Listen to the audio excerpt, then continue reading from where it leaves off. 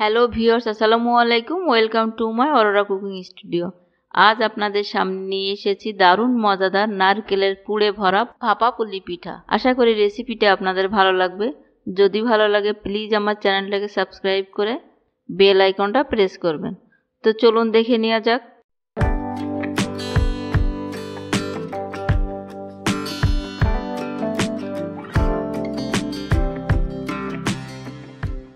এই পিঠাটা তৈরির জন্য প্রথমে চুলায় একটি কড়াইতে নিয়ে নিচ্ছি হাফ কাপ পরিমাণ খেজুরের গুড়।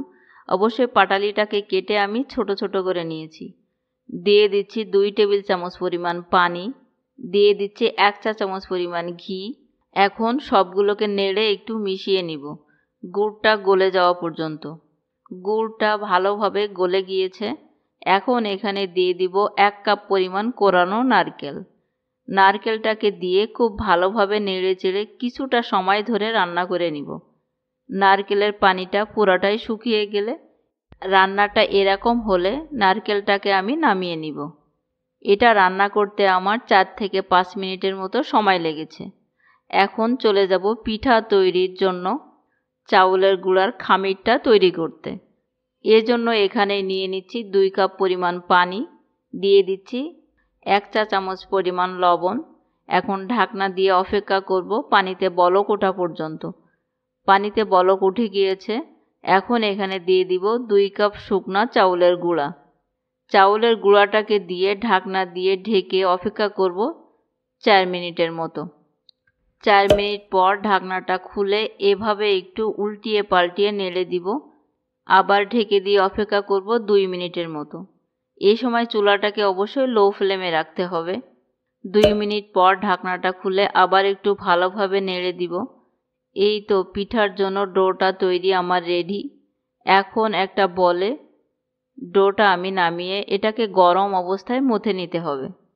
এটা যেহেতু গরম, মথে নেওয়ার জন্য একটু বেশি জায়গা প্রয়োজন। এজন্য আমি একটা সমান চপিং বোর্ড নিয়ে নিলাম। মাঝে মাঝে হাতে অল্প একটু পানি লাগিয়ে নেবেন, তাহলে হাতে তাপটা কম লাগবে। এই তো এটা আমার মথে নেওয়া শেষ। এখন পিঠা তৈরির জন্য এরকম ছোট ছোট বল করে কেটে নিব। এখন একটা বল আমি হাতে নিয়ে এভাবে একটু চটকে তারপর 2 হাতের তালু দিয়ে ঘুরিয়ে একটু গোল করে নিব। এরপর 2 হাতের আঙুল দিয়ে চেপে চেপে একটা পাটি শেপে করে নিব। এই তো এরকম সাইজ করে নিব। এখন এর ভেতরে দিয়ে দিব রান্না করা নারকেলের পুর। পুরটা দিয়ে আঙুল দিয়ে একটু চেপে নিব যেন পিঠাটা খুলে না যায়।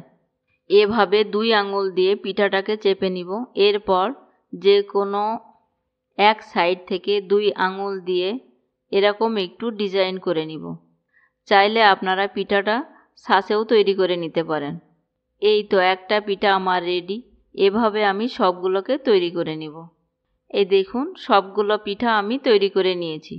আজকে পিঠাগুলোকে আমি রাইস কুকারের ছাঁকনিতে করে ভাপ দিয়ে নিব।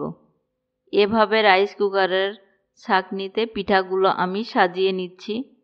এরপর চুলায় আগে থেকে একটা হাঁড়িতে আমি পানি দিয়ে রেখেছিলাম, সেটা বলক উঠে গেছে।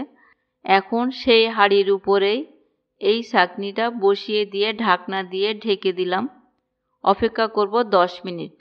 10 মিনিট পর ঢাকনাটা খুলে এই যে পিঠাগুলো আমার ভাপ দেওয়া হয়ে গিয়েছে। এখন চামচ দিয়ে এগুলোকে উঠিয়ে নিব। এই তো তৈরি হয়ে গেল আমাদের মজাদার নারকেলের পুরে ভরা ভাপা পুলি পিঠা। তো ভিউয়ার্স, আমার আজকে রেসিপিটা কেমন লেগেছে কমেন্ট করে জানাবেন। আজ এই পর্যন্তই। আল্লাহ হাফেজ।